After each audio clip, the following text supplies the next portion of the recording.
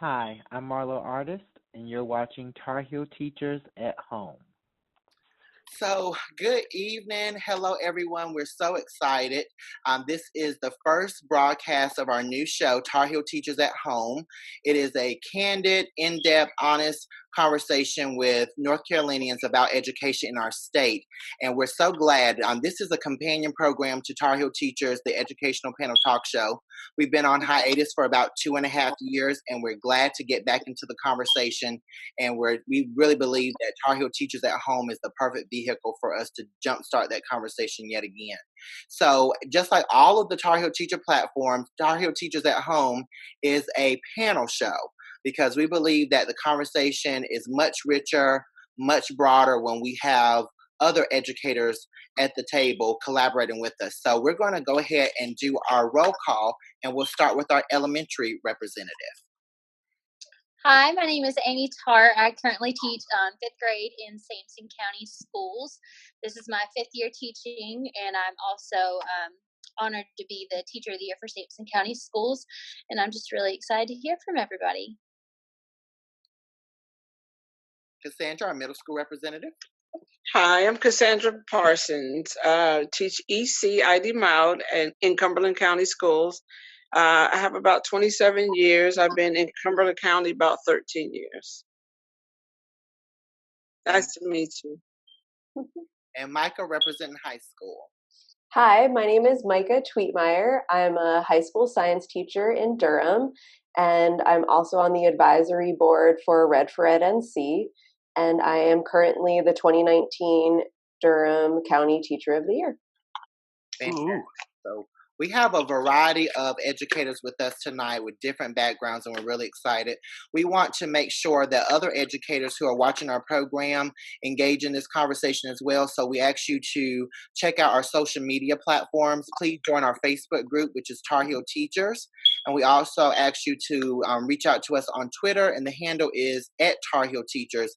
And please use the hashtag Tar Heel Teachers. Everything's Tar Heel Teachers. So joining us for this very first video cast is James Barrett. James Barrett is a 2020 candidate for state superintendent. He is a hopeful for state superintendent for North Carolina State Superintendent. We're really excited. He currently serves as a school board member in Chapel Hill-Carrboro City Schools, but James is eager to jump into a larger conversation and represent our state as a superintendent. So welcome, James Barrett. Thank you, Marla. So, James, give us some background information as to why you feel like you're ready to be state superintendent after being a school board member in Chapel Hill for the last 8 years. So before those 8 years, I spent 7 years as a member of the strategy team for an organization here in Orange County called Justice United. And we were doing community organizing work, bringing people together to solve community issues, to exercise community power, and bring social justice kind of changes. I found that the work was on education in that group was hard from the outside, and joining the school board, getting elected to the school board was a way to bring those same values into the school district and at the board level. So I've been 8 years on the Chapel Hill-Carrboro City School Board. I served two years as chair, and I think I developed a lot of broad policy understanding that is applicable at the state level as well. Professionally, in addition, my day job is in management and leadership for transformation projects. So specifically bringing change to very large systems with a large number of business people that need to be moved to do things differently and better for my corporation. So I think all those experiences come together to show that I can lead a large department.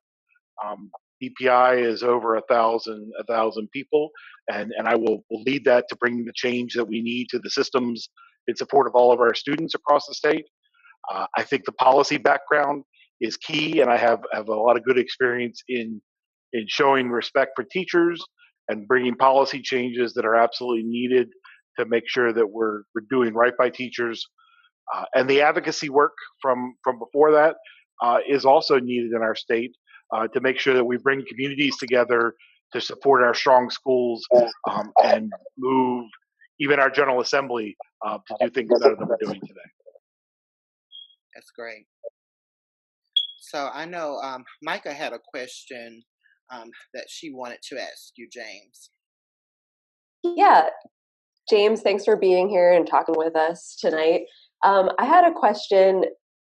What of Mark Johnson's initiatives or things he's done while he's in office do you think have been positive changes, or can you and I can probably rephrase that in a better way. Sorry, Marlo.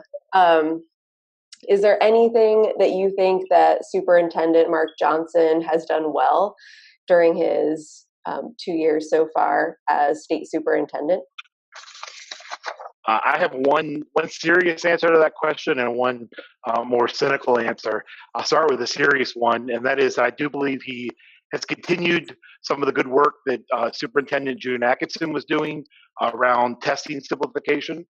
It doesn't go nearly far enough. It doesn't change the culture of testing that we have in our schools, and that's it's a real stressor on our students. It is creating the wrong incentives in our teachers. It's also labeling our schools as failing when they're not. And so I would go much farther with that particular initiative of his. But I would say the biggest thing that he's done positive for our schools is to actually bring teachers together and understand the need to organize and have a voice for teachers. The way he's irritated people has actually, I think, and I hope has a lasting change in our teachers to make sure they use their voices better. Well, Thank you. I know one thing that concerns a lot of educators is the fact that Superintendent Johnson is not an educator. So he was a board member in Winston-Salem Forsyth, and then he was elected to this position. James, how do you distinguish yourself from that? Because there could be some people in pockets of the state and said, here's yet another board member who hasn't served in the classroom now wanting to be in the statewide position, and we want an educator leading just like Dr. Atkinson did for so many years. So I would say the first answer to that is that my mother was a teacher for 30 years. And I absolutely value and know that I have to listen to teachers. I have you don't get away from listening to your mother, and so I continue that view of the world. I would also say that my board tenure is significantly different than his. Mine was 8 years. His was 8 months. And also being board chair, you really get into a deep realm of policy issues, whether it be the salary structure for teachers, whether it be how we recruit teachers, even how we finance buildings, and other things that don't require being a teacher to implement those policies and have those conversations. So I have a deep commitment to listening to teachers and absolutely be part of the conversation. But I also have the skills from outside of that to make positive change and to actually get things done. So that's great, James. So what would you be if you were elected in 2020? Where do you start? I mean, after where we have gone over the last couple of years, where do you feel like that would be the first place where you would need to start?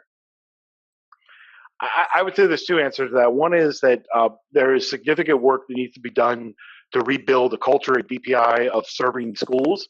One of the things that Mr. Johnson did was to take discretionary cuts that the General Assembly gave to him and eliminated positions that were specifically supporting some of our lowest performing schools across the state. Reversing the outflow of talent that we've had from DPI, those are things that absolutely have to be job one, day one kind of jobs.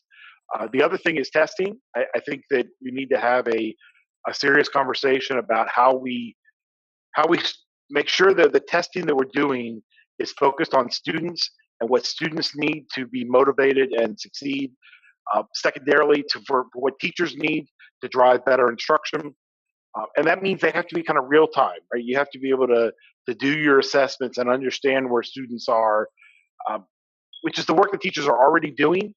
But I would take those tests and figure out how we get public policy information out of those, because that's the least important reason that we should do testing, is for public policy purposes. And so whether that means we still need some sort of sampling like we do in the NAEP to understand how our schools are doing overall, or we just trust teachers and use the results of teacher assessments to understand how we're measuring student learning. I would right away begin that conversation. Focus on a particular grade level.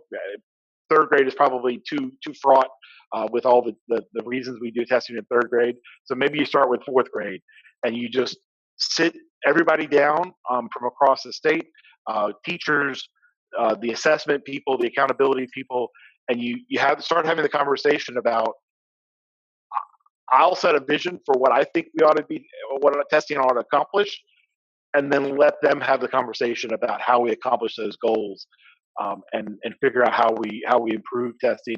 And I think it has to be a day one job because the job starts in January, and I would love to see things in place for the following school year. So it's not a big window of time in the way we do these kind of things, but I think if we focus an effort, particularly on a pilot grade or some sort of pilot process, then we can get something done right away. So I heard James speaking about testing. I want to go back a little bit as far as some of the teachers who are testing that weren't that are hired without having acquired pedagogy for the subject that they're teaching. So what can we do, or what can you do, or what initiative can be done to make sure that the teachers that are being hired are qualified teachers before we start looking at testing? I think that's a great question. There is a lot of, I would say, gray area. I'll say a conflict. I think there's a conflict between making sure that we bring teachers in liberally enough so that we get enough teachers, particularly parts of the state where it's harder to recruit teachers. At the same time, they need to be high quality. One of the things that I do think that we need to make sure that we do is that all new teachers should be employed for the month of August when they start. And I don't know if we can afford to do it for several years, but give teachers and their mentors the ability to get started a month ahead of when school actually starts, to finish the PD in a way that district actually does business, because we know that different districts have different expectations for teachers. Give them the ability to start lesson planning ahead of time so that they could really hit the ground running when students show up, and they've got plenty of time to do that. So I would definitely support 11-month contracts for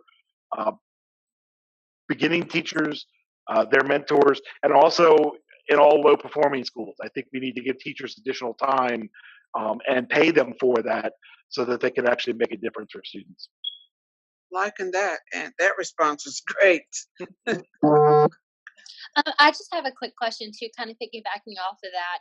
I think we all can agree that we are not seeing enough teachers coming in to North Carolina and staying in North Carolina.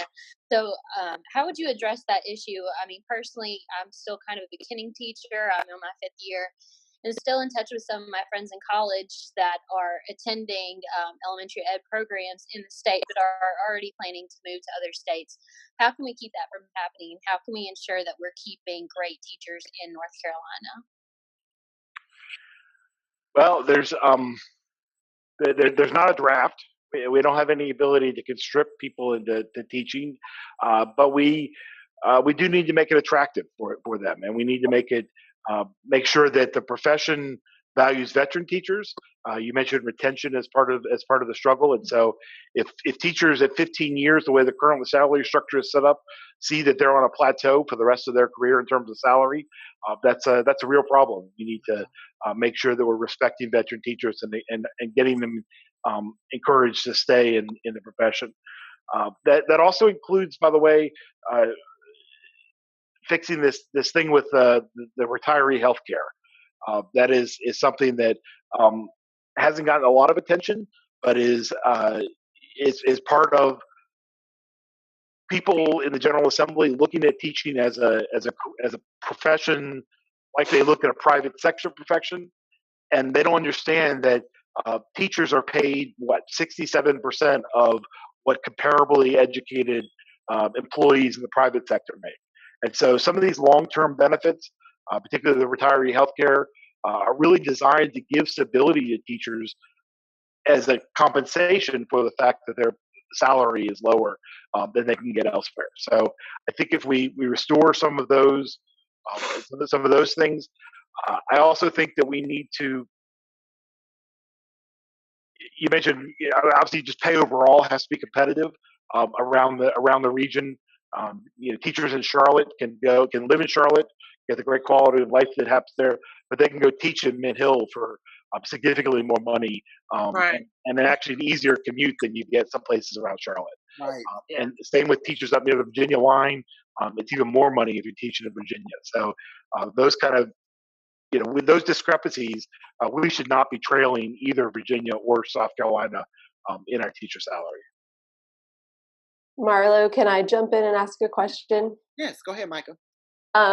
So the past couple of years, the General Assembly has really pushed back on local municipalities and school boards and said that they're mismanaging their funds, and that it's really like a local issue with regards to a lot of funding issues. How, James, would you, and you have experience as a board member with some of this back and forth, how would you convince members of the General Assembly that it isn't just a local issue, and in fact we need more money to do all the initiatives that you're talking about, and to bring North Carolina back to a leader in education, which is one of the goals of the governor as well? I think one of the things that is to point out what's in the Constitution, right? The North Carolina Constitution says that we shall have a system of public education. There was an agreement reached in the 1930s that said that all operating expenses are going to come from the state. Capital expenses should come from the counties. The General Assembly is not living up. I mean, the courts have said in both Leandro decisions that the General Assembly is not living up to its funding obligations to make sure that we have a sound basic education for every student across the state. So I think, if I have to travel with a copy of the Constitution when I sit down and meet with lawmakers, that's absolutely what I'll do, because that is what that is. I would also just point out from a history perspective, some of those comments came about in 2013 type of time frame, a year or two off of that. But I know that one of the things we did in Chapel Hill-Carrboro is that when President Obama gave us EduJobs money, it was a significant amount of money for our budget, and it allowed us to buffer some of the cuts that were coming from the state in 09, 10, and 11. And so what we actually did was we did put that money in the bank for a while, rather than spend all of it and have zero cuts in 2010, for example. We said we're going to spend a third of this money now, and we're going to put the rest in the bank and spend it over a period of 3 or 4 years. So our bank account for a couple of years there was bigger than it should have been. Absolutely, that was very intentional, done in order to take that federal stimulus money that came in a big chunk and spread it out and have less impact in our classrooms over that period of time. What then happened is, as the state was recovering 2013, 2014 from the recession, they didn't restore the funding. And so the cuts that we had made to TAs, the cuts that we had made to textbooks, all those kind of areas where funding has gone down. Even the teacher allocations, we have this class size mandate craziness, but it wasn't ever funded with new teachers to provide that. So there are the challenges we have today is we're out of that money. That stimulus money is gone. Our bank account is very lean in terms of reserve funding that we have, and honestly, the money that we do have in reserve funding, we have plans to spend it on capital needs because we have a backlog of hundreds of millions of dollars, $8 billion across the state in repairing buildings. And so, and renovating really, really older buildings. And so that's the kind of thing that we do need to spend those bank accounts on. And it's just not, it's not appropriate to spend one-time money that's in your bank account on ongoing operational expenses of teacher salaries. So, James, shifting the conversation a little bit, we want to get your ideas on some various topics affecting our state. One of the things that we want to get your opinion on, what are your thoughts about the renewal plans for Rowan Salisbury? This is a really interesting topic that I don't think we've had enough discussion across the state about yet. But for years, one of the things that school districts have asked for is some of the flexibilities that we give to charter schools. So charter schools are designed to be innovation labs, quote unquote, and have some flexibility in some of the requirements that school districts have on them. Things like the calendar, which we know is a controversial issue, even though it sounds so mundane and trite as an issue, but it really does affect time for learning and our ability to deliver instruction to students. So there are things like that we've been asking for years. That I think that, so now they've given those flexibilities, all the charter flexibilities, to Rowan Salisbury schools. So in one way we celebrate that and we say, great, let's give it everywhere. And I know that renewal schools are doing, the individual schools that are doing renewal efforts across the state, some of them are doing really great things with the flexibility they have as well. The challenge and the struggle that I have is particularly around the allowing the district to hire less certified teachers. That we give to charters. Charters take full advantage of that in terms of having, not having fully certified teachers and paying them in a lot of cases lower salaries because they're bringing in people that don't have degrees to count as instructional time. I know that some of the renewal schools use that flexibility really wisely. They don't do it for a history teacher, for example, but you may have a coach that would be an awesome PE teacher, but is not certified. I could see that, right? I know one middle school that has a dance instructor as their PE teacher. She knows how to get people to move, right, and how to encourage kids to move and do the things we want to do in physical education. So those examples I think are valuable, but it's got to be used really carefully. And if we get into a situation where districts are using that flexibility to go to where charter schools are in terms of their certified teachers, then I think we've gone too far with that flexibility. And that is one of the things that Rowan is actually looking at, because they definitely want to make sure that what they're saying are reaching the needs of each school. So it's going to be interesting that they have 34 schools, and how will each one look under this new system? So that's something. Absolutely. All right. The other thing is talking about what you mentioned earlier about the calendar flexibility. Why are we still having this conversation, James? I mean, we know the research about summer slide. Why is tourism continuing to drive everything that happens, and we're not really putting our students first by making sure that we have balanced calendars? I wish I had an answer to that. For years, we knew the answer was Mark Bassnight, Democratic senator out of the coast, who was absolutely a tourism-funded person, and so that was where he got his funds, and that's where people that's where he was very powerful in that regard. Why that's continued past him, I think, is much less clear. But clearly, there is a push, and there is money being put into what we call AstroTurf groups. To say that we need to support summers, and the families demand to have long traditional summers.